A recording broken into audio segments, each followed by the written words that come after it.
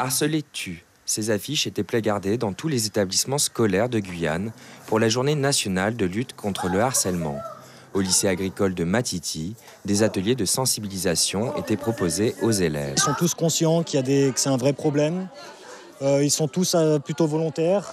La qualité en plus de la fresque est plutôt positive. Donc moi je suis plutôt content de cette action. Les 250 élèves ont pu participer à la création d'une fresque et à des prestations artistiques sur le thème du harcèlement.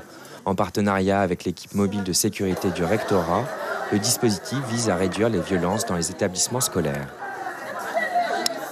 J'ai vu une de mes amies se faire harceler, donc je l'ai aidée parce que tout le monde disait que comme c'était la plus intelligente, elle était quand même intelligente, elle se faisait harceler pour l'aider à faire les devoirs. Les gens l'insultaient parce qu'elle disait souvent non.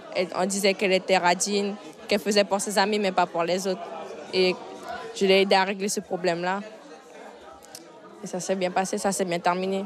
Elle voulait aussi se suicider, mais j'ai dit ça ne servira à rien de faire ça. Pour accompagner les élèves en situation de harcèlement, un dispositif d'ambassadeurs et de sentinelles volontaires a été mis en place. Ça sert à voir des victimes harcelées, puis si ça va pas trop bien, on remonte les infos aux plus grands, comme la CPE ou un surveillant. C'est grâce à mon expérience, du coup, je me suis dit chaque humain a droit d'un peu d'aide. On est tous égaux. La lutte contre le harcèlement scolaire est devenue une cause nationale depuis 2013. En Guyane, un élève sur 7 est victime de harcèlement. Suivez l'info sur Guyana Première, télé, radio et internet.